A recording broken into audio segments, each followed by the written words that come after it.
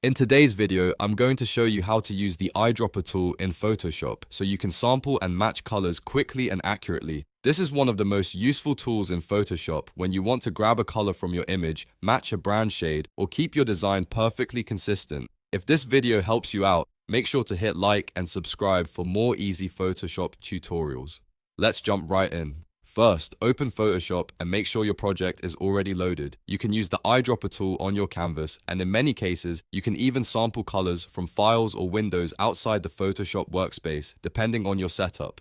This is really helpful when you're trying to match a color from a website, a reference image, or another part of your design. To select the eyedropper tool quickly, just press the I key on your keyboard. That will activate the tool right away. You can also find it in the toolbar on the left side of Photoshop if you prefer to click it manually. Once the eyedropper tool is active, your cursor will change, showing that you're ready to sample a color. Now move your cursor over the area of the image where you want to pick up a color. This can be any visible shade on your canvas. When you click on that area, Photoshop samples the color instantly. The exact color you clicked will now be selected and stored as your current foreground color. You'll see this update at the bottom of the toolbar, where the foreground and background color boxes are located. This is important because the foreground color is what Photoshop uses for things like brushes, text, and many shape fills. So once you sample the color, you can immediately start painting with it, typing with it, or filling shapes with the same exact shade. That makes the eyedropper tool incredibly useful for clean,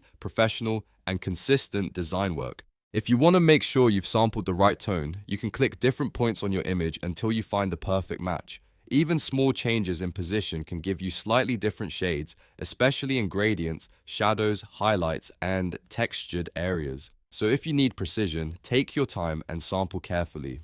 A great workflow tip is to use the eyedropper tool anytime you need to match existing elements in your design. For example, if your text needs to match a logo color, or if you want to pull a background tone into another part of the artwork, the eyedropper tool saves a huge amount of time and helps your design look polished and intentional. Once you've sampled your color, you can switch to another tool and continue working normally. The selected shade will stay saved as your foreground color until you choose a different one.